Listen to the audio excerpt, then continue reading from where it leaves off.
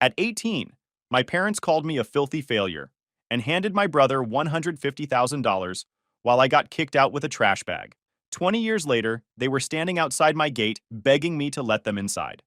Hey, Reddit, so my parents had this vision of what success looked like, and I wasn't it. I, 38 male, run a custom construction business in Pennsylvania. But growing up outside Pittsburgh, I might as well have been the family stain they couldn't bleach out. My dad and mom were those type A professional snobs who measured worth in job titles and country club memberships. Dad worked in corporate finance, convinced his position made him some kind of modern aristocrat. Mom sold luxury real estate and cared more about what the neighbors thought than her own kids. Then there was Griffin, my younger brother by 3 years, who could do no wrong in their eyes. Every dinner was the same performance. Griffin's honor roll achievements, Griffin's tennis matches, Griffin's debate trophies. I'd sit there after scoring decent grades in woodshop, and they'd look through me like I was furniture. Not even good furniture, the kind you get at a going-out-of-business sale. But here's what they missed while celebrating Griffin. I could actually build things. Real things. At 8, I fixed our broken lawnmower, took it apart in the driveway, figured out the carburetor was clogged, cleaned it, reassembled everything, got it running better than it had in years. Dad's response? Don't leave your tools lying around. The neighbors might think we can't afford a repair service. By 12, I was taking apart engines and putting them back together better than they started. My hands just understood mechanical systems before my brain caught up. Mom acted like my tool belt was contagious. Dad made me sweep sawdust off the driveway before neighbors drove by. They'd rather pay someone $200 than admit I fixed something for free. At 15, I spent a summer building a treehouse that would have made professional contractors jealous. 2 stories, real windows, proper framing, even ran electricity out there. My retired engineer neighbor became my unofficial mentor, taught me about codes, load calculations, the stuff that separates hobby builds from professional work. This could pass a building inspection, he said when I finished. Better craftsmanship than half the additions I see going up in this neighborhood. The day I finished, I was pumped. Finally, something they couldn't ignore. Dad looked at it for maybe 15 seconds. Hope you're done playing carpenter. School starts in 2 weeks and you need to focus on academics. Mom patted my head like I was 6. It's cute, sweetheart. But Griffin's already in AP courses. That night, I heard them in the kitchen. Dad's voice carried, "The neighbor's kid is taking college courses at 16, and ours is hammering together a glorified fort." Right then, I stopped caring about impressing them. Still stings a little if I'm being honest. High school cemented the dynamic. Griffin joined every college resume activity. They dropped 400 on a professional tennis racket. Threw him parties. Meanwhile, I worked weekends at the hardware store saving for basic tools because asking them for money meant lectures about investing in your future properly. When I asked for garage space to set up a workbench, the answer was flat no. Too much noise. Griffin needs quiet for his studies. So I worked in the driveway. Tools and plastic bins I had to haul out every time. Senior year, Griffin got early acceptance to Yale. My parents threw a party that would have made a wedding look modest. Dad gave a 20-minute speech about Griffin's exceptional trajectory, while Mom cried happy tears. Their gift? Brand new BMW. 3 years earlier when I graduated, we went to a chain steakhouse. They got me a used laptop. I wasn't headed to a 4-year university. I'd been accepted to a technical college with a top-rated construction management program. When I told them, Mom actually gasped like I'd announced a terminal diagnosis. Trade school? She said it like I'd chosen drugs over college. Dad's face hardened. Construction management isn't a real degree, Nolan. You're settling for less. This is disappointing. I tried explaining the job placement rates, the starting salaries, graduating debt-free. None of it registered. We raised you better than this, Mom said, and I laughed. Actually laughed. You raised Griffin. I just lived in the same house. You could feel the room go dead quiet, but I was done pretending their opinion mattered. 2 days later, Dad called me into his home office. Mom was already there, seated like this was a board meeting. Dad slid a folded paper across his desk. We've made a decision about your living situation. I unfolded it, typed, dated. A formal 30-day notice to vacate, like I was a tenant being evicted, not their kid. You've chosen a path we can't support, Mom said, voice measured. We think it's healthiest if you establish independence now. Clean breaks allow for growth. Dad's signature at the bottom. Mom's underneath. They'd planned this. You're kicking me out. We're establishing boundaries, Dad corrected. You have 30 days. After that, the locks change. I didn't argue, didn't beg. Just folded the paper, put it in my pocket, and walked out. That night, I called my buddy Micah. Asked if his couch was available. He didn't ask why, just said, keys under the mat. I spent the next 3 weeks packing my plastic bins of tools into my truck. The workbench I'd built in the garage, left it. Let them figure out how to remove something bolted to their foundation. Set my house key on the counter on day 29. Didn't leave a note. Nothing to say. That first month was Micah's couch, gym showers before class, and gas station burritos for dinner. Everything I owned fit in the truck bed. Trade school started with zero parental support, which was fine by me. I worked full-time at the hardware store, pulling doubles when possible, sleeping maybe 5 hours a night. Meanwhile, Griffin's entire Yale experience, tuition, living expenses, study abroad trips, came fully funded. The scoreboard never changed, only the numbers did. But trade school was the first time I actually enjoyed learning. My instructors recognized talent when they saw it. My project management instructor would stay late going over advanced techniques. You've got instinct for this, Nolan. That can't be taught. I graduated top of my class with a job offer from a major construction firm before I even walked. Assistant project manager at 21. My parents didn't come to graduation. Griffin had a tennis tournament. I stopped expecting them to show up and started building the life I wanted. That's where I met Tessa. She came by the site office to drop lunch for her uncle, and I immediately fumbled trying to look smooth, knocking over an entire filing cabinet. Instead of being embarrassed for me, she helped pick everything up and told me about the time she fell face first into a fountain on a first date. We talked until her phone died. Tessa was a nursing student working night shifts to pay tuition. She understood hustle, understood proving yourself without a safety net. Our first real date lasted until 4 in the morning, just talking about dreams. She wanted pediatric trauma care. I wanted my own construction company. She never once questioned if my goals were good enough. She just asked what she needed to know to help. 6 months in, my parents insisted we come for Christmas dinner. Called 3 times. Mom sent an email about family obligations and the importance of traditions. I didn't know what came to me, but we went anyway. Predictably, the entire dinner revolved around Griffin's Yale glory. 2 solid hours of Dad grilling him about networking strategies and Mom wanting every detail about his Ivy League social life. What clubs he'd joined, what professors he'd impressed, which alumni he'd connected with. When Griffin mentioned a Goldman Sachs internship, you'd think he'd cured cancer. Dad actually stood up and shook his hand across the table like they were closing a business deal. Finally, Tessa cut in. Nolan just got promoted to full project manager, youngest in company history. Brief silence. You could hear the clock ticking. Mom. Oh, that's nice.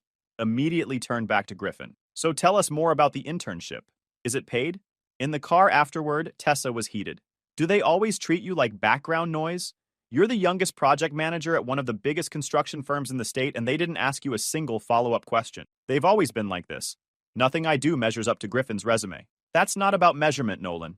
That's about them being terrible parents. She was right. Should have been the last time I went back for anything. Lesson learned the hard way. By 29, I'd saved enough to start Nolan Steel Construction. Just me, my truck, and a garage full of tools. The early days were brutal. Constant stress about finding clients, covering expenses, handling every role from carpenter to accountant. Tessa, now an RN at Children's Hospital, basically kept us afloat financially those first 8 months. We got married the year before. Small ceremony, dinner at our favorite spot. My parents showed up an hour late and dipped mid-meal for a prior obligation. Griffin was networking in New York. Tessa's family actually showed. Her dad, a union electrician, pulled me aside, told me I was building something real, and slipped me $2,000 cash for tools. Starting a business with zero family help sucked. Other contractors had co-signers, borrowed equipment from family businesses, warm leads from Uncle Knows a Guy network. I had cold banks and colder rejections. 3 turned me down flat. 1 loan officer actually laughed when I mentioned I didn't have a co-signer. The 4th approved me at an interest rate that felt like robbery, but it bought a used van with 180,000 miles and enough gear to start taking jobs. First 6 months, I was operating out of that van. No office, no shop, just me, a cell phone, and a trunk full of tools. I'd quote jobs in the morning, work them until dark, then do invoicing in parking lots using the dome light. Sundays became flyers and door knocking in nicer neighborhoods, offering free estimates. Most doors closed fast. Some people looked at me like I was casing the place. A few didn't close, and those few kept me moving. I landed a kitchen renovation for a surgeon. 4-week timeline. Finished in 3. Late nights hand-cutting tile until it looked deliberate, not rushed. He walked through, nodded once, and called 6 colleagues to recommend me. After that, I leaned into high-end custom work, the kind you can't fake, where details matter and YouTube certified doesn't cut it. Griffin, meanwhile, graduated Yale with honors and landed a position at a Manhattan investment firm, making 180 base plus bonuses. My parents couldn't stop talking about it. Same favorites, new price tags. Then came the dinner that torched whatever remained of our relationship. A few years into Griffin's Wall Street career, my parents insisted we come over. Called 3 times, said it was important family business. Tessa flat out refused this time, but I figured I'd hear them out and leave. My mistake. Over dessert, Dad raised his glass with this smug smile. Your mother and I have exciting news. We've decided to help Griffin purchase his first home. Manhattan real estate is competitive, so we're providing $150,000 for his down payment. I waited for the second part. The part where they'd help both sons. Crickets. My voice stayed flat. What about me? They looked confused, like they'd genuinely forgotten I might have housing needs. What about you? Dad asked. I've been saving for a house for 4 years. Business is growing, but we're still renting because housing prices keep jumping faster than I can save. You're giving Griffin $150,000 and I get nothing? Dad's expression hardened. Griffin positioned himself for success in a demanding field. He needs to live in an appropriate neighborhood for professional advancement. And what I do isn't demanding. I work 70-hour weeks building a business from scratch. Mom's smile was condescending.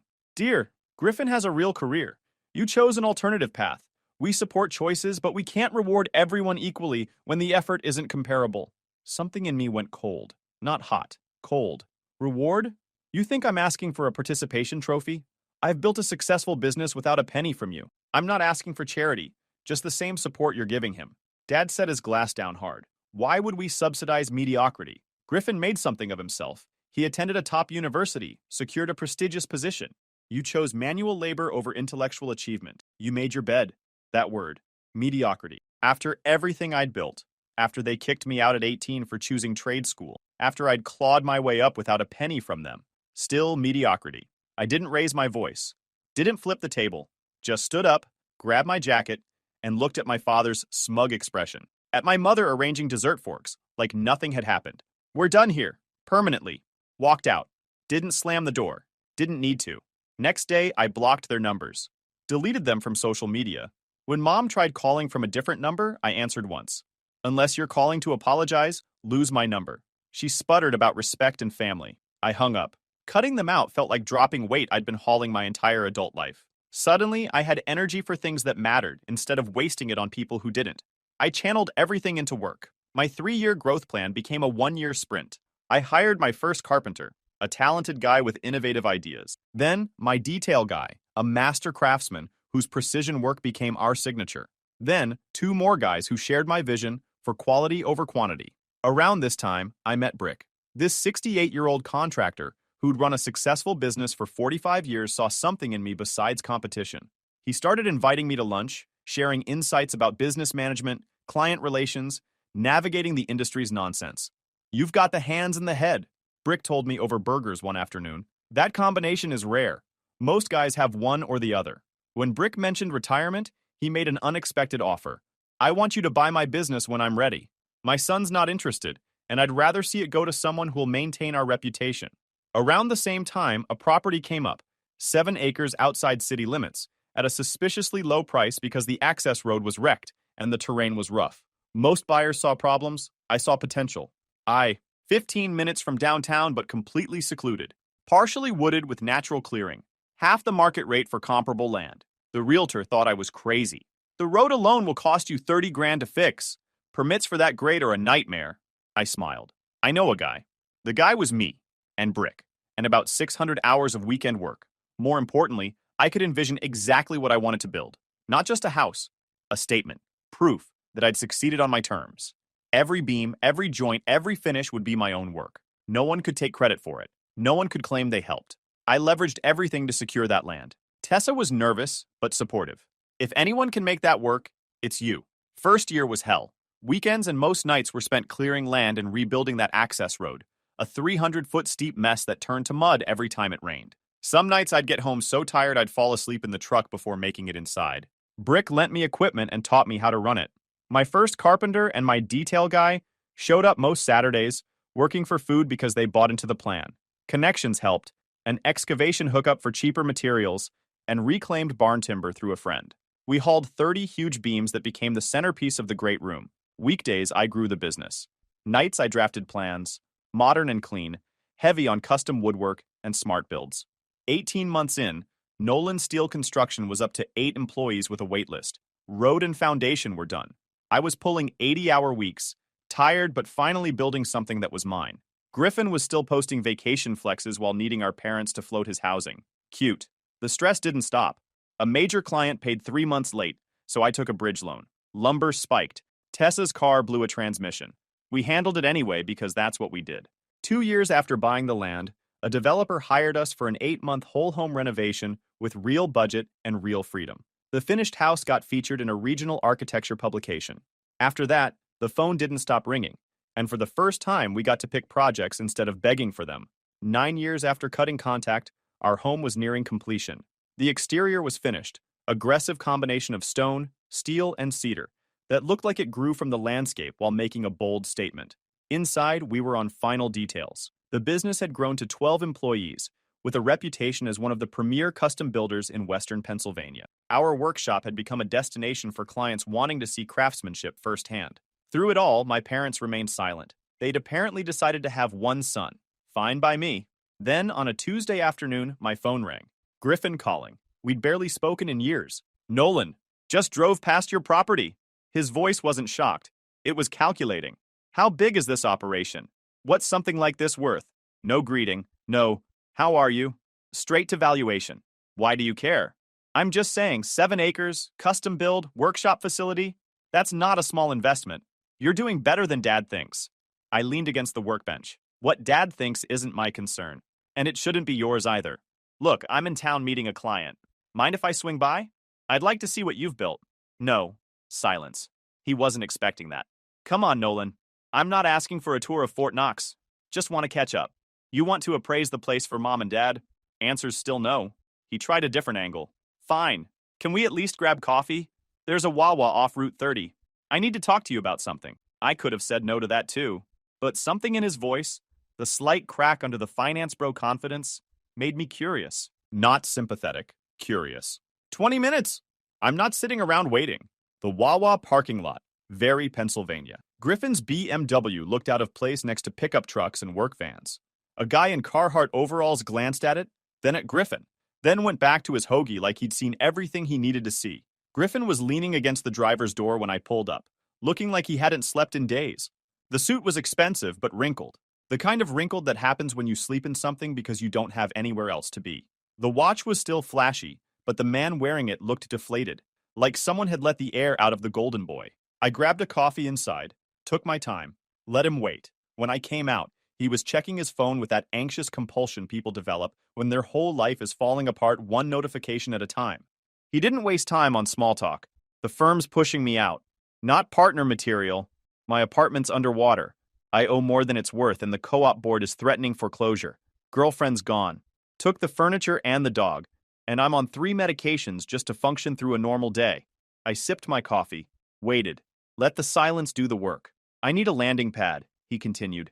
You need someone who understands business development. I could help you scale this operation. I'm good with numbers, strategy, client relations. The business side you probably hate doing.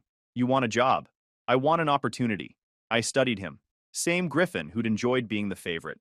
Same Griffin who'd never once defended me to our parents. Now he was struggling and suddenly remembered he had a brother. I don't trust you, I said. You spent 30 years on their side.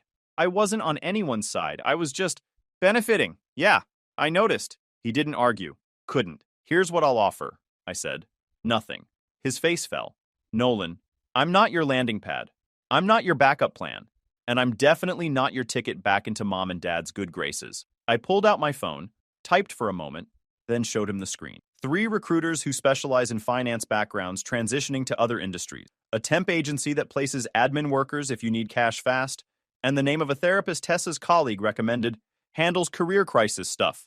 He stared at the screen like I'd handed him a rejection letter, which I guess I had. That's it? A list of phone numbers? That's more than you ever gave me. When they kicked me out, you were at tennis camp. Never called. Never checked in. 9 years of silence, and now you want to be brothers because your life fell apart. I finished my coffee. Good luck, Griffin. Genuinely. But you're not my problem to solve. I drove off, watched him shrink in my rearview mirror, still standing by his BMW in a Wawa parking lot, holding his phone like he didn't know what to do with it. Didn't feel good, didn't feel bad either. Just felt like the right call. 2 weeks later, my intercom buzzed. Saturday afternoon, middle of sanding down a custom mantelpiece. I checked the camera feed. Dad's Mercedes at the gate. Mom in the passenger seat, reapplying lipstick like she was about to walk into an open house showing. 9 years of silence, and they just showed up like nothing had happened. Tessa looked at the monitor over my shoulder. You don't have to answer that. No, but I want this documented. I pressed the intercom button. This property has audio and video recording. State your business. Before anyone starts screaming about consent laws in the comments, my lawyer confirmed the signage plus setup was fully compliant for Pennsylvania. Moving on. Dad's voice crackled through, already annoyed. Nolan, don't be ridiculous. We're your parents. Open the gate and let us in. I asked you to state your business.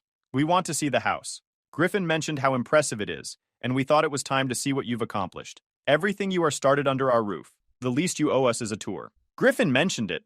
Not surprised. The gate stays closed. If you have something to say it through the intercom. Mom leaned toward the speaker. Nolan, please, this is silly. We drove 45 minutes to get here. Can't we just come in and talk like a normal family? We gave you the discipline and work ethic that made this possible. We stopped being a normal family when you handed me a typed eviction notice at 18. And again when you called my business mediocrity to my face while handing Griffin $150,000. You want to talk? You can do it from there. Dad's face on the camera was turning red. We came here to reconnect, and you're treating us like solicitors. I'm treating you like people who've proven they can't be trusted. You want a relationship? Here are the terms. Written acknowledgement of how you treated me. Not, we made mistakes. Specific admission that you treated me as less than for choosing my own path. Delivered through my lawyer. His card is in the mailbox at the end of the drive. No financial entanglement. No surprise visits. Everything in writing. This is absurd, Dad sputtered. We're not negotiating with our own son through attorneys? Then we're done here. Drive safe. I clicked off the intercom. Watched on the camera as Dad argued with the speaker for another 3 minutes. Realized I wasn't responding, then finally got back in the car. Mom was crying. The calculated kind she'd perfected over decades. They sat there for another 5 minutes before finally driving away. I saved the footage, documented the time, date, and what was said. Added it to a file I'd started keeping. Not because I was paranoid. Because I knew them. Should have trusted that instinct more. 3 weeks later, Mom's Facebook post went up. So proud of our son Nolan and his beautiful custom-built home. The family construction tradition continues. Hashtag proud parents. Hashtag family business. Hashtag Nolan Steel Construction. She'd tagged my business page. Used photos I'd never seen her take. Aerial shots of the property. The workshop exterior. My company trucks at various job sites around Grandview Heights. Client addresses were visible in some shots. License plates. Project details. Even a quote from an upcoming Pittsburgh home and design feature that hadn't been published yet. Information she shouldn't have had access to. I did some digging. Turns out permit records are public in Pennsylvania. She'd pulled every permit my company had filed in the past 3 years. Addresses, project scopes, estimated values. Easy for someone in real estate to access. And Mom knew exactly how to work the county record system. She'd probably done it 100 times for her own clients. The aerial shots? Drone photographer she worked with regularly for listing photos told him it was for a family surprise project. He didn't charge her. Probably thought he was doing something nice for a colleague. The magazine quotes came from the photographer who'd shot our feature. Mom had contacted him claiming to be Nolan's mother wanting to surprise him with prints for his birthday. He'd shared preview images and some interview excerpts because he thought he was helping a sweet mom do something thoughtful. Guy felt terrible when I called. Said he'd never do something like that again without verification. Not his fault. Normal people don't assume mothers are running reconnaissance operations on their own children. The job site photos were more concerning. One of my crew mentioned seeing a Mercedes parked down the street during our Grandview Heights project last month. Different days, different times, but always the same car. They'd assumed it was a curious neighbor. Luxury neighborhoods, people watch construction crews all the time. Now I knew better. They'd been tailing my trucks, taking photos from public roads where I couldn't do anything about it, building a dossier over weeks. All so Mom could post on Facebook like she'd been there all along, like she'd supported me from day one, like mediocrity had never left her mouth. The audacity of it still gets me if I think about it too long. Client information was now publicly exposed on a post shared with her 1,500 friends, half of them real estate agents. Our Grandview Heights clients chose us because we're discreet. Now their projects were props in my mother's desperate attempt to rewrite history. One client called within hours. Nolan, Why is my house on some woman's Facebook page? I didn't rage. I went straight to the boring stuff that ruins people. First, I got ahead of it. Sent a professional email to every affected client explaining that a third party had obtained project information through public records and was misrepresenting her relationship with my company. Apologized for the invasion of their privacy. Offered a consultation credit toward future work. Every single one responded with support. Second, my own post. 3 hours later, Nolan Steel Construction was built without family financial support or involvement. Any representation otherwise is inaccurate. We take client privacy seriously and are addressing unauthorized disclosure of project information. One statement. Professional. Let them explain that to their country club friends. Third, I called my lawyer. Cease and desist letter sent that afternoon, not just for false affiliation with my business, but citing misrepresentation that could confuse consumers, unauthorized use of my company name and trademark, and disclosure of client information obtained through deceptive means. Fourth, and this one I'm proud of, I filed a complaint with the Pennsylvania Real Estate Commission. Mom held an active broker's license, using deceptive practices to obtain confidential information, then publicly disclosing client addresses and project details. Ethics violation. Maybe nothing would come of it, but it would sit in her file, and her brokerage would receive a copy. The Facebook post came down within 6 hours. Facebook didn't magically behave out of kindness. I reported it, clients reported it, and her brokerage called her the same day. Turns out realtors don't love liability. 2 weeks later, the Pittsburgh Home and Design feature dropped. 8-page spread showcasing our historic renovation project. Photos of our workshop. A profile on my background that included interviews with 3 clients and 2 employees. And one line my parents couldn't spin. Nolan built the business from the ground up without family support, crediting his success to mentors, his dedicated team, and his wife Tessa, a pediatric trauma nurse. The writer asked about my background, and I answered it flat. They printed it. Not my problem if it made certain people look bad. The magazine hit every waiting room in Grandview Heights, every country club lobby, every luxury real estate office where Mom's colleagues flipped through it between showings. The same colleagues who'd seen her Facebook post claiming credit weeks earlier. Now they were reading in print that Nolan Steel Construction had been built without family support, that the son she'd never mentioned, the one she'd kicked out for choosing trade school, had become one of the premier custom builders in Western Pennsylvania, and that he'd specifically, publicly, credited everyone except his parents. Their carefully constructed narrative didn't just collapse, it detonated in the exact circles they'd spent 30 years trying to impress. I heard later from Tessa's network that the magazine became a topic at the country club. People asking Mom directly, "Wait, isn't this your son? Why does it say no family support?" No good answer for that one. Either you admit you didn't support him, or you admit you lied on Facebook. Pick your poison. 3 weeks after the magazine dropped, Saturday afternoon, security camera recorded everything. Dad's Mercedes pulling up to the gate, him getting out, gripping the iron bars like he wanted to tear them apart. 10 minutes of yelling, threats about lawyers, accusations of poisoning Griffin against them, rambling about how they built him into the man he became, how this property existed because of values they instilled. Mom stood by the car, looking mortified. At one point, she tried pulling his arm. He shook her off so hard she stumbled against the Mercedes. My neighbor was trimming hedges across the road. His wife came out onto the porch to watch. A family down the road stopped their car at the end of their driveway. Even from inside, I could see people gathering. I didn't engage, didn't go to the gate, didn't give him the satisfaction of a reaction. Watched from the security monitor, confirmed everything was recording clean, then called the sheriff's non-emergency line, gave them the address and plate number, described the situation calmly, requested a deputy for a trespassing complaint. Deputy arrived 14 minutes later. Dad was hoarse by then, suit dusty from pressing against the bars, sweat staining his collar despite the cool weather. His tie was loosened. His hair was a mess. He looked nothing like the composed corporate finance guy who'd handed me that eviction notice 20 years ago. He tried to pull rank, started explaining this was a family matter and private business that didn't require law enforcement, dropped his job title, mentioned the country club like it was supposed to mean something. The deputy didn't care, didn't even blink. Clipboard came out, case number, formal warning. Dad went quiet in that I've never been told no way. You could see his brain short-circuiting, trying to figure out why his usual tactics weren't working. Dad sputtered about family rights, private property exceptions for parents, started quoting things that sounded like they came from a Google search done in the car on the way over. The deputy actually looked bored. Deputy wasn't having it. Handed Dad a copy of the warning. Official paperwork with a case number and everything. Dad stared at it like he couldn't process what he was holding. A man of his position, his standing, being served trespass papers by a county deputy in front of the neighbors he'd been planning to impress. Mom was already in the car with the door closed, face buried in her hands. She knew what this meant for their reputation. They drove off. My neighbor was still watching from his porch. So was everyone on that road who'd heard the screaming. Later, Tessa heard through the hospital grapevine that Mom had been bragging at the country club days before about reconnecting with Nolan and visiting his beautiful estate soon. Now their neighbors had witnessed Dad screaming at a locked gate while a deputy issued a trespass warning. Word travels fast in those circles. Mom's real estate colleagues started asking questions.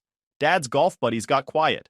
The people they'd spent decades impressing now had a very different picture. I didn't ruin them. I just stopped covering for them. Their obsession with appearances did the rest. The following months were quieter. Better. I hired a proper operations manager, someone with no family ties, no divided loyalties, just competence and a paycheck. He came from a competitor who'd underpaid him for years. Within 3 months, he'd reorganized our filing system, streamlined scheduling, and identified cost inefficiencies I'd been too busy to notice. Brick officially retired that spring, selling me his client list and equipment at a fair price. We'd grown to 15 employees with clients driving from 3 states away. Griffin tried calling twice more. I didn't answer. He sent a letter, handwritten, 5 pages, full of apologies and explanations about pressure from Dad. I read it once, noted that it still focused on his journey, his growth. Not much acknowledgement of the actual harm, just a lot of explaining why he'd done what he'd done. I shredded it. He wasn't wrong for trying. I just wasn't obligated to respond. Tessa got pregnant that summer. We didn't tell my parents. Didn't tell Griffin either. They all found out anyway, probably through the grapevine. They tried visiting the hospital after the baby was born. All 3 of them, parents and Griffin, showed up together like some kind of reconciliation ambush, dressed like they were attending a charity gala instead of a maternity ward. Security stopped them in the lobby. I'd already put all 3 names on the no-visit list. 2 nurses told Tessa they'd seen the whole thing. Dad arguing with security about grandparent rights and how, "This is our granddaughter, you can't keep us from her."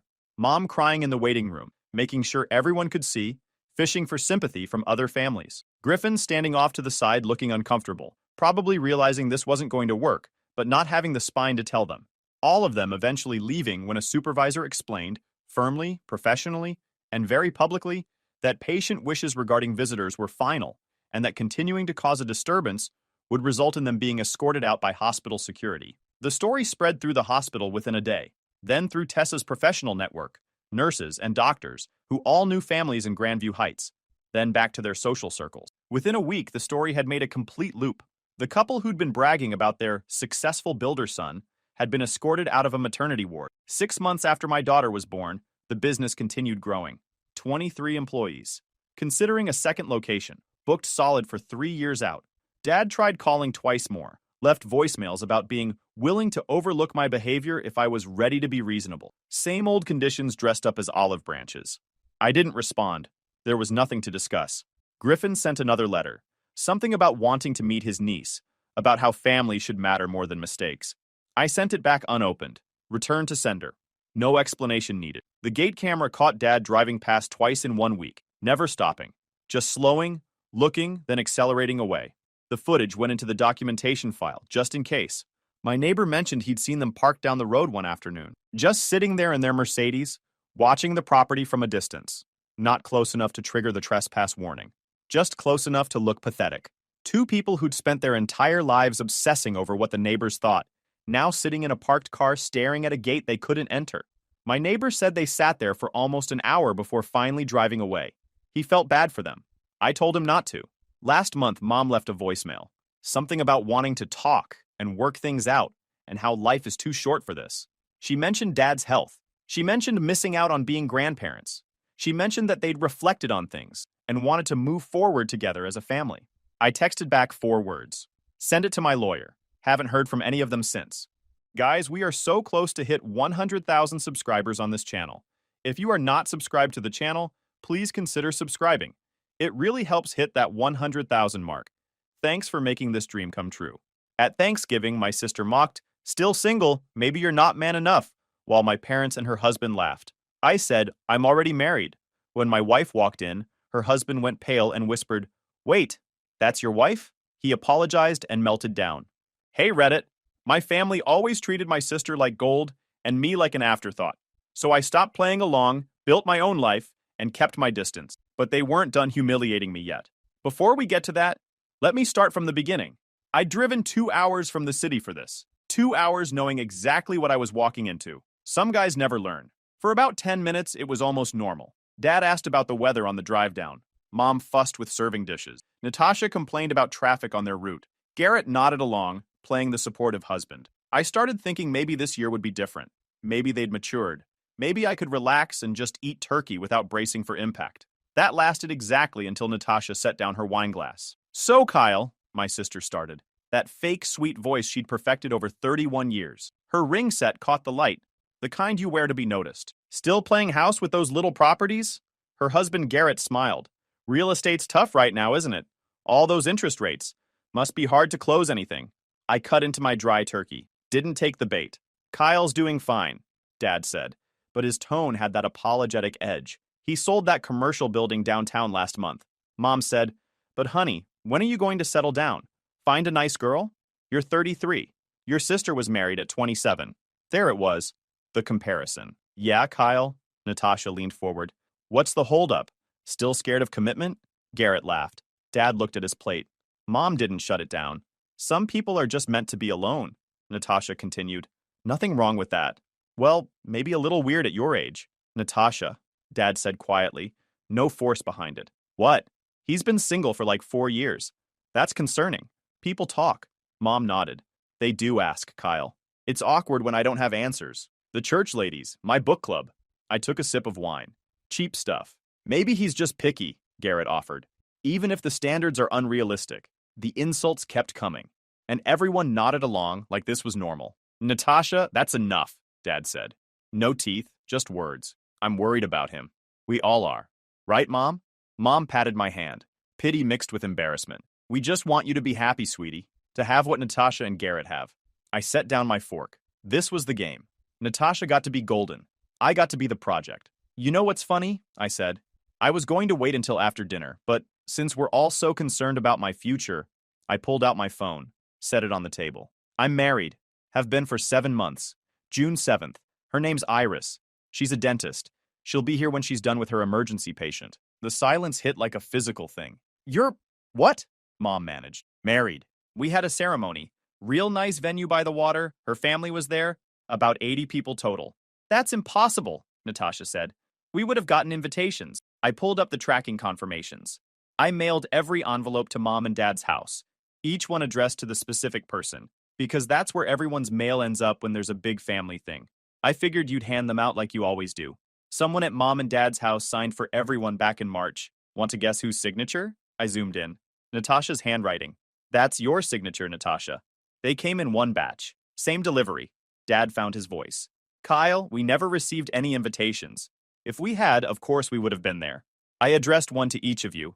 Mom, Dad, Natasha, Aunt Kelly, Grandma, then mailed them all to this house. All delivered March 22nd. All signed for by Natasha when she stopped by that morning.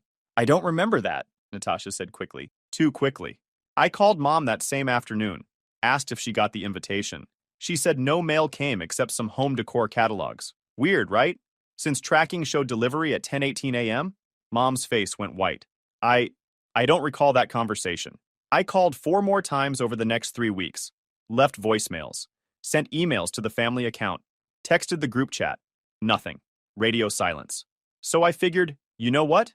I needed to see it with my own eyes, whether you'd ever treat me like family. This is ridiculous, Natasha snapped. You're making this up to cause drama.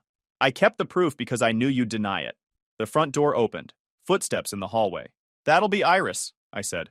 She's covering a friend's practice out here this week. Had an emergency root canal that went long. Iris walked into the dining room still in her work clothes.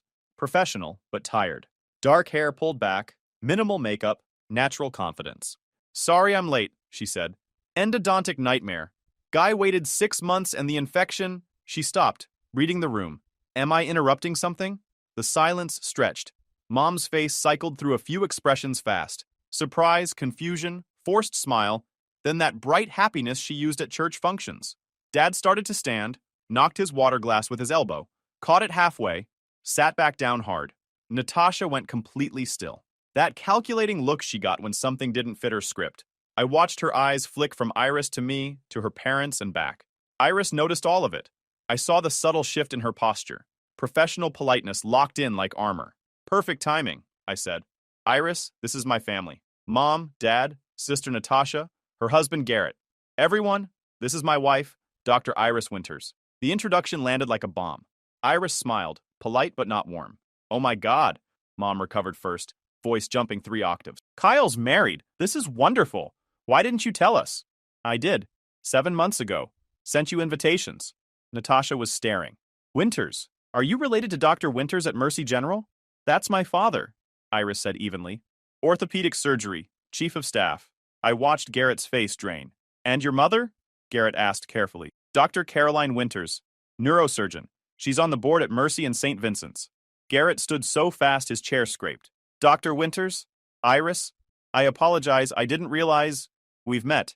At the hospital fundraiser. I'm Garrett Hills, a senior general surgery resident under Dr. Morrison. Whole demeanor shifted. Resident suddenly aware he'd been mocking the chief's daughter. I remember, Iris said. You were charming then too. I'm sorry if anything earlier came across as... It came across exactly how you meant it. Let's not pretend otherwise. Natasha found her voice. This is very sudden. 7 months? And we're just meeting her? That seems secretive. You got an invitation. You threw it away. Pretty simple. I did no such thing. March 22nd, 10:18 a.m. Your signature. Mom jumped in. Let's not dwell on the past. Iris, dear, welcome to the family. We're so happy to have you. We should do lunch, just us girls. Iris smiled. No warmth. I'm pretty booked. Of course, of course. A dentist. How impressive. And your parents are doctors too? We'd love to meet them. The shift was instant. 5 minutes ago, I was the weird loner. Now I was acceptable. Now they wanted everything. Dad extended his hand. Welcome, Iris. We wish we could have been there. There must have been some mix-up with the mail. Yeah, I said. Mix-up. You know what? Iris asked. I've been hearing about this family for months. How nothing Kyle did was ever good enough. How his sister got everything while he had to prove himself at every turn. And now I'm watching it happen in real time. Mom's smile cracked. I don't know what Kyle's told you. The truth. He told me the truth. And then I watched you prove it in 5 minutes. Garrett was sweating. Dr. Winters, please, we didn't know who you were. So you're only respectful to people who can affect your career? That says a lot about you, and none of it is good. Natasha stood. I don't know who you think you are. I'm Kyle's wife, the person who shows up for him. The person who doesn't need him to marry up to validate his existence? Silence. The kind that comes before something breaks. Maybe we should all take a breath, Dad tried. And what? I cut him off. Pretend you all didn't spend the last hour treating me like a charity case? Pretend Natasha didn't throw away my wedding invitations? I'm sure it was a misunderstanding, Dad said. It wasn't. You've known for years that Natasha gets whatever she wants and I get leftovers. You just never cared enough to stop it. Mom's voice went cold. That's not fair. What's not fair is having to drive 2 hours to get insulted, only to reveal I'm married and watch you flip like a switch because my wife's family has status. What's not fair is 33 years of being the backup child. I stood. Iris grabbed her bag. We're leaving. Thanks for dinner. Kyle, wait, Mom started. No, I'm done waiting. Done performing for an audience that doesn't like the show. You want to know why you weren't at my wedding? Because you didn't deserve to be there. We were at the door when Natasha's voice cut through. You're making a huge mistake. I turned back. Watch me. We were halfway to my truck when Dad came out the side door, moving faster than I'd seen him move in years. The porch light caught him at an angle that made him look older, more tired. Kyle, hold on. Just hold on a second. I stopped. The parking lot was cold. November wind cutting through my jacket. Iris kept walking, giving us space but staying close enough to intervene if needed. Her breath made clouds in the air. What, Dad? Don't do this. Don't blow up the family over a misunderstanding. A misunderstanding, I repeated. Tasted the word. Let it sit there bitter in my mouth. That's what we're calling it? You know how your sister is. She probably didn't even realize what she was doing. She gets focused on her own life and throws away my wedding invitations because she couldn't stand me getting married first? Yeah, Dad. I know exactly how she is. The question is, why don't you? He ran his hand through his thinning hair. Older now. More gray than brown. Tired. The lines around his eyes deeper than I remembered. He looked like he'd aged fast. I'm trying to keep the peace here. No. You're trying to avoid conflict. There's a difference. Keeping the peace would have been telling Natasha to knock it off years ago. What you do? That's not peacekeeping.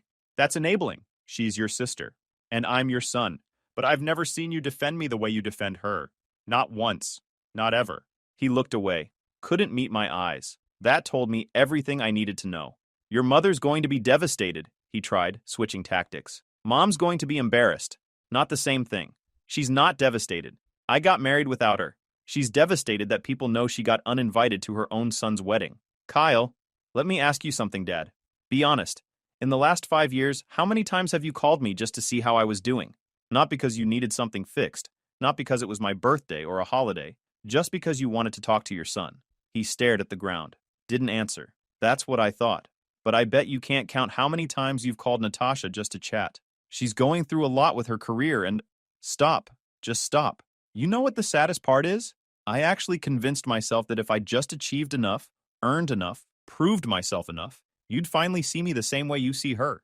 But it's never going to happen, is it? That's not true. It is. And we both know it. The only reason you're out here right now is because Iris's last name carries weight, and you're afraid of what it means if we cut contact. His face tightened. Got that defensive look he always got when confronted. You're twisting things. Fair. You want to talk about fair? How about the fact that Natasha's husband spent an hour mocking me, but the second he found out who Iris was, he practically got on his knees? We never made you... You did. Every single day. With every comparison. Every excuse you made for her. Every time you celebrated her victories and tolerated mine. Iris's voice carried across the parking lot. Kyle, we should go. Dad grabbed my arm. Not hard, just enough to make me stop. Please, don't leave like this. Come back inside. We can talk this through. No, we can't. Because talking requires listening. And you've been hearing me for 33 years without actually listening once. I pulled my arm free. Started walking again. If you leave now, you're choosing her over your family. Dad called out, anger creeping in. I stopped, turned back one last time. No, Dad. You all chose Natasha over me a long time ago. When I was 8 and she got the bigger room. When I was 12 and you missed my science fair because she had cheerleading. When I was 16 and you spent my college fund on her sorority dues. When I was 25 and you asked me to skip my own promotion dinner to help her move. Every single time, you chose her. I'm just finally accepting it. We did the best we could, he said, and his voice cracked. No, you did what was easiest. There's a difference. I got in my truck. Iris was already buckled in, face calm but eyes sharp. She'd seen everything, heard everything. The drive back was quiet. 2 hours of highway, headlights cutting through dark. The radio stayed off. Just the sound of tires on asphalt and the occasional semi passing us. About 20 minutes in, somewhere between the suburbs and actual darkness, she reached over and took my hand. Didn't say anything. Didn't need to. Her thumb traced circles on my knuckles. You okay? She finally asked. Yeah. No. I don't know. That was rough. That was them on a good day. She squeezed my hand. Didn't let go. You know they're going to try to fix this, right? They're going to call, text, show up. Your mom's probably already composing an email in her head about how you misunderstood everything. Let them try. What are you going to do? Nothing. I'm going to do exactly nothing. No contact, no explanations, no second chances. They want a relationship with me. They can prove they've changed. Until then, I'm done. Good. Good. Good. You deserve better. You've always deserved better. My phone started buzzing before we even hit the highway. Mom. Then Natasha. Then Dad. Then Mom again. The screen lit up the dark cab. I turned the phone off. Screen went black. They're going to lose their minds, Iris said. Good. Maybe it'll teach them something. It wouldn't. I knew it wouldn't, but at least I'd finally stood up. The texts started the next morning. Mom first, long paragraph about how hurt she was, how I'd embarrassed the family. Then Natasha, shorter but nastier. Called me manipulative. Said Iris seemed cold and arrogant. Then came the weird ones. Natasha sent a friend request to Iris's professional Instagram. Mom tried calling Iris's clinic, asking to speak with her about a family emergency. The receptionist told Mom the doctor didn't take personal calls during work hours. 3 days after Thanksgiving, Natasha showed up at my open house. I was showing a couple through the master bedroom when I saw her walk in. Dressed like she was going to brunch, sunglasses on even though it was overcast. I was mid-sentence. And the closet's been updated with custom shelving. Plenty of natural light from the skylight. The husband was nodding, taking mental notes. His wife had her phone out, snapping photos of the corner windows. Then I spotted Natasha through the doorway. That walk, that swagger like she owned every room she walked into. I kept my work voice smooth. The master bath connects through here. Original tile work completely restored. Guided them toward the bathroom, away from whatever scene was about to happen. Joel caught my eye from downstairs, saw Natasha, saw my face, started moving. The wife glanced past me, saw Natasha standing in the foyer like she owned the place. Is that another agent? Family, I said.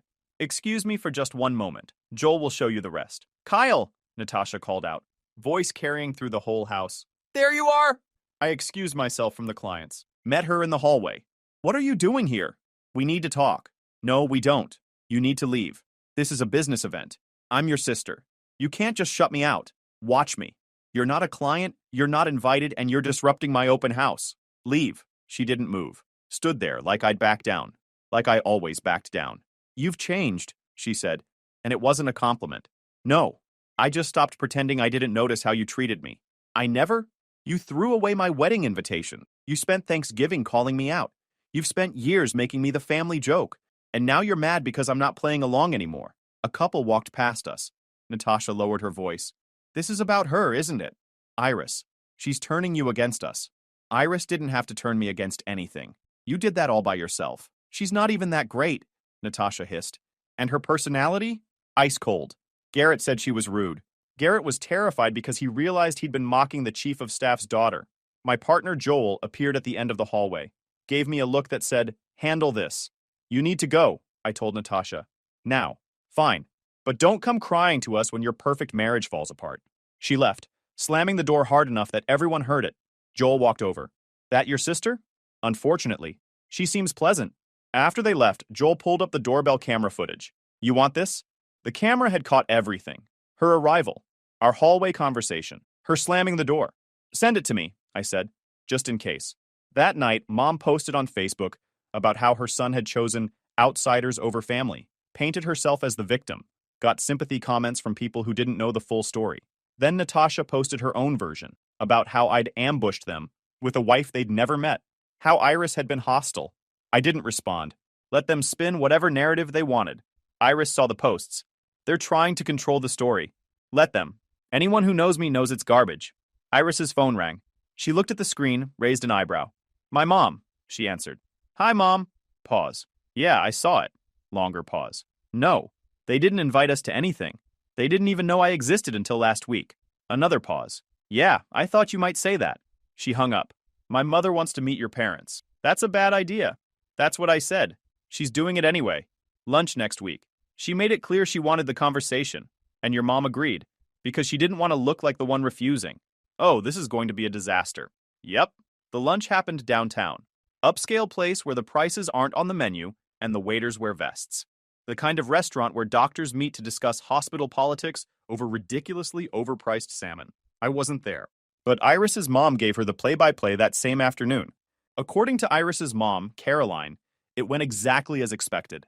Mom showed up 10 minutes early, already seated when Caroline arrived, ordered sparkling water, practiced her smile.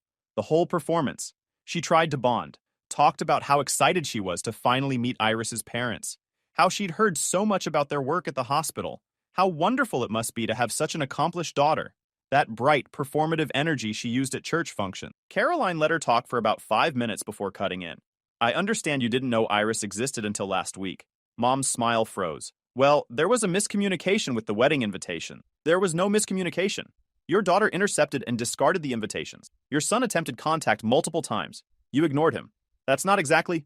It's exactly what happened. Kyle showed me the documentation. Time-stamped emails, call logs, tracking confirmation, your daughter's signature. My mother tried the concerned parent angle. I think Kyle's overreacting. Young couples sometimes create drama. What I understand, Caroline said, is that my daughter married a man whose family treated him as an afterthought until they discovered his wife had social capital. And now you're trying to attach yourself to our family name to repair your reputation. I'm here to clarify that won't be happening. Iris said her mom delivered it like discussing surgical procedure. Calm, clinical, factual. Mom tried to defend herself, said she loved both her children equally, said this was all a misunderstanding blown out of proportion. Caroline cut her off. This one is very simple. You enabled your daughter's cruelty toward your son. You prioritized reputation over relationship. You lost access to him. Those are consequences, not complication. Then she stood up, put cash on the table for her untouched coffee, and left. By that night, the story had already spread through the family grapevine. The group chat exploded. Aunt Kelly defending Mom. Uncle Steve saying everyone needed to calm down. Then Garrett weighed in. This is getting out of hand. Kyle needs to control his wife. That message got screenshot and sent around before Garrett realized his mistake. 2 days later, my phone rang. Uncle Lee, Dad's older brother, retired Army colonel. Kyle, it's Lee. Hey, Uncle Lee. I saw the group chat. Saw what went down at Thanksgiving. Need to say something. I waited. I've watched your parents treat you like the backup kid for 20 years. Your father's a coward who can't handle conflict. Your mother's addicted to appearances. Your sister's a spoiled brat. And Garrett's an idiot who just torpedoed his own career with that control comment. I didn't know what to say. You did the right thing walking away. Don't let anyone guilt you back. They never showed up for you, Kyle. Not once when it mattered. Thanks, Lee. I mean it. You need anything, you call me. And tell Iris her mother's got steel in her spine. He hung up. Iris found out about the control his wife comment from her father. Richard called her, voice tight. Is it true your brother-in-law thinks women need to be controlled? That's what he said in the family group chat. Richard didn't yell, didn't threaten, just said, interesting, in a tone that made professional futures start evaporating. 3 days later, Natasha showed up at Iris's clinic. The receptionist, Amy, told us about it later over coffee. Iris wanted the full story. Amy delivered it with the precision of someone who'd been dealing with difficult people for a decade. Natasha walked in mid-morning, no appointment, wearing designer sunglasses inside. Demanded to see Iris immediately. Amy politely explained that Dr. Winters was with a patient and running behind schedule. I'm family, Natasha said, like that word was a magic spell. Doctor, Winters has no family appointments scheduled today. I don't need an appointment. I'm her sister-in-law. I'll let the doctor know you stop by when she's available. Natasha didn't leave, stood in the waiting room, checked her phone, sighed loud enough for everyone to hear. The other patients, 3 of them, started noticing. An older man with a toothache, a woman with her teenage daughter, another woman reading a magazine. Amy stayed professional, kept her voice level. Natasha got louder. This is unbelievable. I drove all the way out here. The teenage girl looked up from her phone. Her mom gave Natasha that look mothers give entitled adults acting like children. Amy called the office manager. Rosalie appeared, 50-something, gray hair, the kind of woman who'd seen everything twice. Ma'am, you need to either schedule an appointment or leave. This is ridiculous. I just need 5 minutes. Then schedule an appointment for 5 minutes. Natasha tried escalating. Threatened to file a complaint. Said her husband was a surgeon at Mercy General and had connections.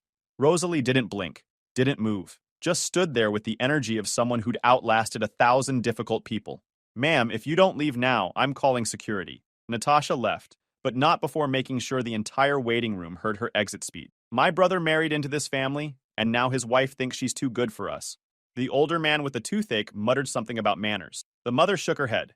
Amy documented the entire incident in the system. Time, date, exact quotes. Flagged Natasha's name with a note. Do not schedule. Contact office manager if calls. When Iris found out, she wasn't angry. She was amused. She actually said, do you know who I am?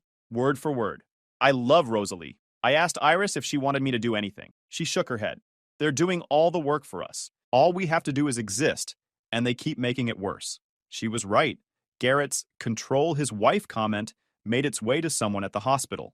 A colleague saw the screenshot after it got forwarded around by family friends. He'd already built a reputation for dismissive comments in the operating room. A nurse had filed a complaint after a separate incident.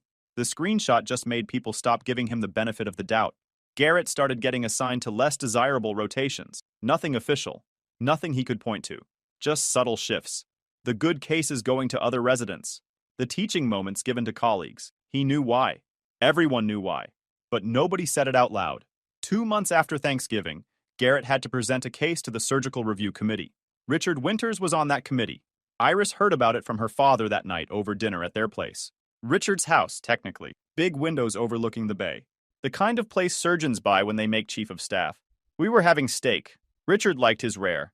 Cut into it with the same precision he used in surgery. Ran into your brother-in-law today, Richard said, like he was mentioning the weather. How'd that go? I asked. He sweated through his scrubs presenting a routine appendectomy complication. Stammered through his timeline. Forgot basic protocol steps he's done 100 times. Nerves, guilt, or fear. Hard to tell which. Richard took a sip of wine. I didn't say a word about Thanksgiving. Didn't mention you. Didn't mention the family drama. Just asked standard review questions the same way I would for any resident. He fell apart anyway. What happens now? I documented what I observed during the review, the same way I would for anyone. communication concerns, performance under pressure. But between the existing complaints and this, he's building a pattern that won't look good when they're considering who stays. Iris set down her fork. Dad, you don't have to. I'm not doing this for you, Richard cut her off gently. I'm doing this because I watched a resident tell his family that his wife needed to be controlled. Any surgeon who thinks that way about women is a liability in my operating room. Period. 2 months later, Natasha called me from a number I didn't recognize. I only answered because I thought it might be a client. Kyle, I almost hung up. Didn't. Curiosity won. What? We need to talk. No, we don't. Please, I'm trying to apologize. 7 months too late. I know I was wrong. I threw away the invitations. I was jealous and petty. I'm in therapy now. Please, can we just talk? Natasha, I don't believe you. What? I don't believe you're sorry. I believe you're panicking because Garrett's career is stalling, and you're realizing that burning bridges has consequences. But that's not the same as being sorry. You're being cruel. You don't get to decide what's fair anymore. I'm your sister. You're someone who shares DNA with me. That's it. Kyle, please, I've called Mom and Dad off. I've told them to leave you alone. I've taken down all my posts. I'm doing everything I can to fix this. You can't fix this. Why not? Because fixing it would require you to actually change who you are fundamentally. And you won't. Silence. Then, what do you want from me? Nothing. That's the point. I want nothing from you. And if I just disappear from your life, you'll call off Iris's family? I laughed. You think Iris's family needs me to tell them to do anything? They make their own choices. And if they've decided Garrett's a liability because he said women need to be controlled, that's on him, not me. So you're just going to let his career die? I'm not doing anything. That's the beauty of it. I'm just living my life. She hung up. But Dad called 2 weeks later. Not to apologize. To ask for a favor. Kyle, I need your help selling the beach house. Why are you calling me? You're in real estate. I figured you could list it. No.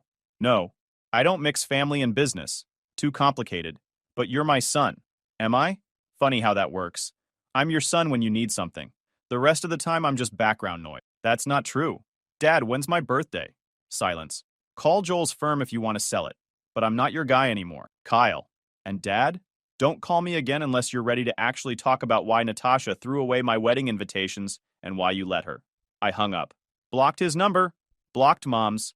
Blocked Natasha's. 2 days later, my phone rang from an unfamiliar number. Kyle, it's Pastor Austin, from Cornerstone Community.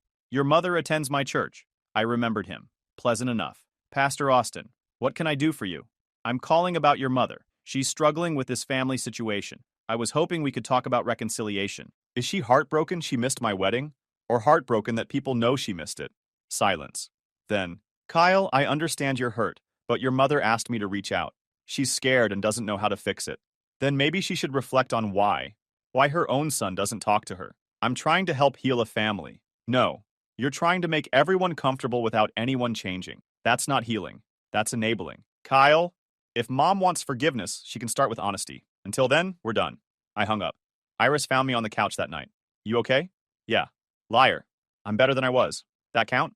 She sat down next to me. They're never going to get it. No, they're not. Part of me still wants them to. I know.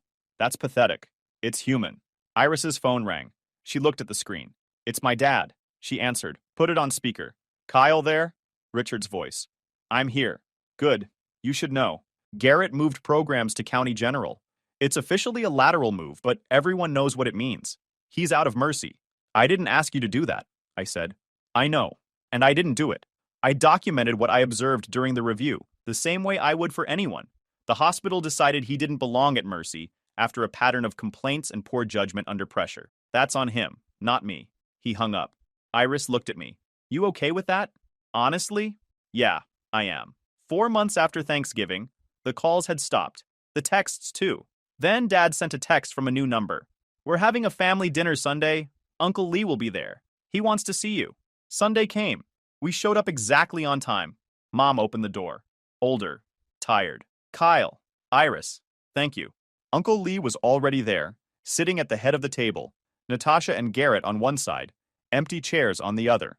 The pot roast sat in the middle of the table, steam rising, mashed potatoes going cold, green beans nobody would eat. Mom had set out the good china, the kind she only used when she was trying to control a situation. Wine glasses at every place setting except Lee's. He had water. We sat. Lee nodded. Kyle, Iris, good to see you. Nobody touched the food. Natasha reached for her wine glass, then thought better of it, set her hand back in her lap. Garrett wiped his palms on his pants under the table. I could hear it. Iris scanned the exits. Front door behind us. Kitchen to the left. Her body language said she was mapping escape routes. Mom tried to fill the silence. Can I get anyone? No, Lee said. Not unkind, just firm. We're not doing pleasantries. Dad picked up his fork. Put it down. The clink against the plate was loud. I braced. Whatever was coming, it was coming now. Lee cleared his throat. I asked everyone here because this has gone on long enough. But we're doing this my way, which means honesty. No spin. Natasha started to say something. Lee held up one hand. She closed her mouth. He looked at Natasha. You threw away Kyle's wedding invitations. Why? Natasha's mouth opened, closed. I was jealous. I wanted my wedding to be first. So you sabotaged your brothers? I didn't mean... Yes, you did. Own it. She went quiet. Lee turned to Mom and Dad. You two knew something was wrong. Kyle called, emailed, texted. You ignored all of it. Why? Dad spoke quietly. It was easier to believe there was a mix-up than deal with conflict. So you chose comfort over your son? Mom's eyes filled.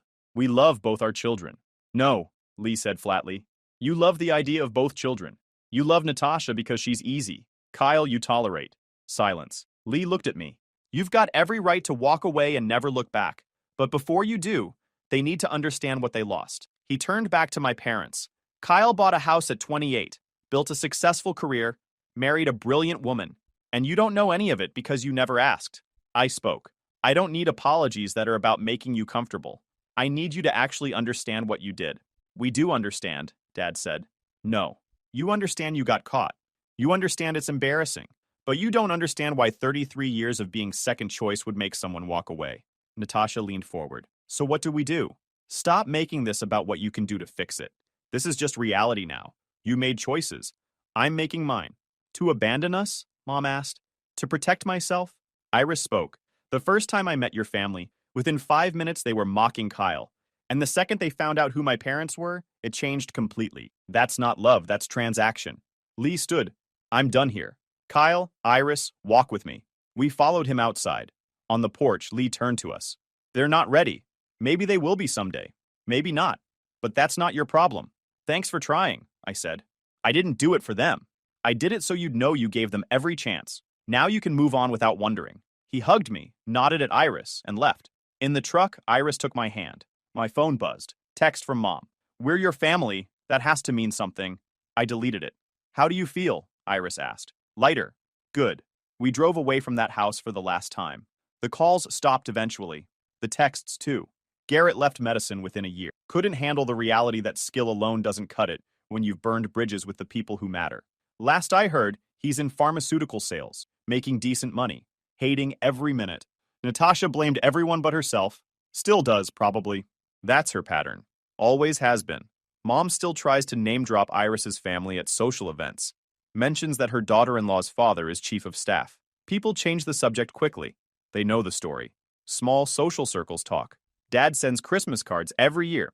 Generic ones from the grocery store with no personal message. Just love Mom and Dad in Mom's handwriting. I don't open them anymore. They go straight into recycling. Uncle Lee calls every few weeks, just to check in. We got dinner last month. He asked how the real estate market was treating me. Told me about his garden. Normal conversation. No drama. No performance. Just family being family. And me? I'm selling houses. Making money. Building a life with someone who actually shows up. Iris and I bought a place with a yard the spring after that Thanksgiving. Got a dog. Named him something ridiculous because we could. The family I was born into taught me exactly how I didn't want to be treated. The family I chose taught me what I deserved. Turned out that was the lesson I needed most. Guys, we are so close to hit 100,000 subscribers on this channel. If you are not subscribed to the channel, please consider subscribing. It really helps hit that 100,000 mark. Thanks for making this dream come true.